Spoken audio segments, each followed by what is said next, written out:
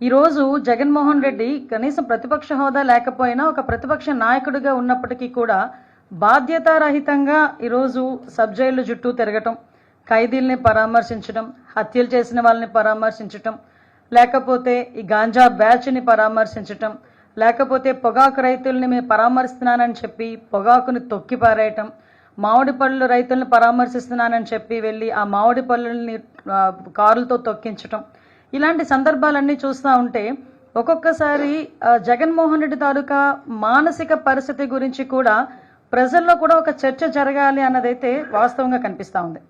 ఎందుకంటే ఇప్పుడు మనం చూసేసరికి సాధారణంగా అండి పబ్లిక్లో ఎవరైనా మహిళల మీద నీచాతినీచంగా మాట్లాడిన నేతలపై అతను ముఖ్యమంత్రిగా ఉండేటప్పుడు ఏ రోజు కూడా చర్యలు తీసుకోలేదు. పైగా అతను కూడా వెకిలిగా నవ్వే పరిస్థితులు కూడా కనిపించినాయి. సాక్షాత్తు అసెంబ్లీ సాక్షిగా నారా భువనమ్మని గురించి నోటికొచ్చినట్టు మాట్లాడినప్పుడు కానీ, ఇతర మహిళల గురించి నోటికొచ్చినప్పుడు మాట్లాడినప్పుడు కానీ ఎక్కడా కూడా ఇది ఎందుకు మాట్లాడారు అన్నది ఖండించపోవడం, పైగా వాడిని ప్రోత్సహించే పరిస్థితుల్లో ఆ రోజు ఉన్నాడు. ఈరోజు ప్రతిపక్షంలోకి వచ్చిన తర్వాత కూడా ఈరోజు కూడా అదే ధోరణి కొనసాగించడం అన్నది చూస్తూ ఉంటే నిజంగా చాలా బాధ అనిపిస్తూ ఉంది. దీంట్లో ఈ వైసీపీ పార్టీ వాళ్ళకి మహిళల మీద ఒక చులకన భావానికి ఇది ఒక నిదర్శనంగా మనం భావించే పరిస్థితులు అయితే కనిపిస్తున్నాయి. ఎస్పెషల్లీ మనం చూసుకుంటేనండి ఈరోజు పబ్లిక్లో మీ అందరూ కూడా చూశారు, ఈరోజు జగన్మోహన్ రెడ్డి తాలూకా యాత్రను కూడా చూశారు.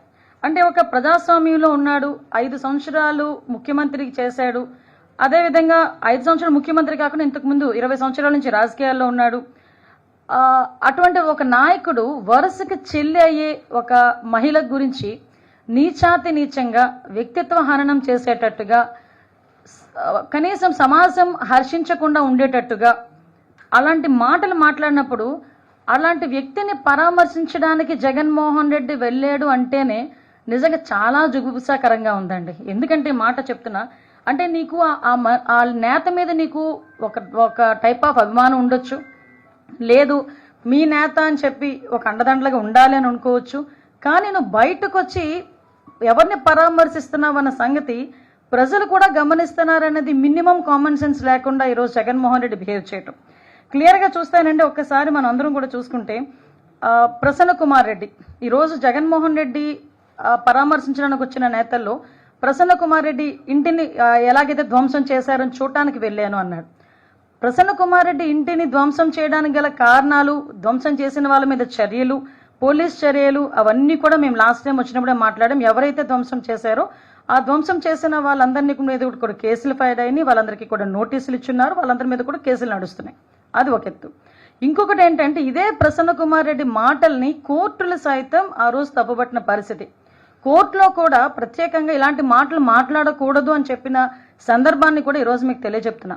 ఎందుకంటే నేను చాలా సందర్భాల్లో చెప్పానండి, గౌరవ ముఖ్యమంత్రి గారు కూడా చాలా సందర్భాల్లో చెప్తుంటారు, ఒక రాజకీయ పార్టీలో ఉండి ఒక రాజకీయ నాయకుడిగా, ఒక ఎమ్మెల్యేగా, ఒక మాజీ ఎమ్మెల్యేగా, ఒక మంత్రిగా, మాజీ మంత్రిగా ఎంతమంది ఉన్నా మనల్ని కొన్ని లక్షల మంది, కోట్ల మంది ఫాలో అవుతారు.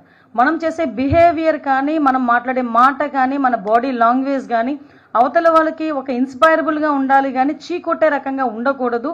మనల్ని చూసి మంచి నేర్చుకోవాలి కానీ మనల్ని చూసి చెడు నేర్చుకోకూడదు.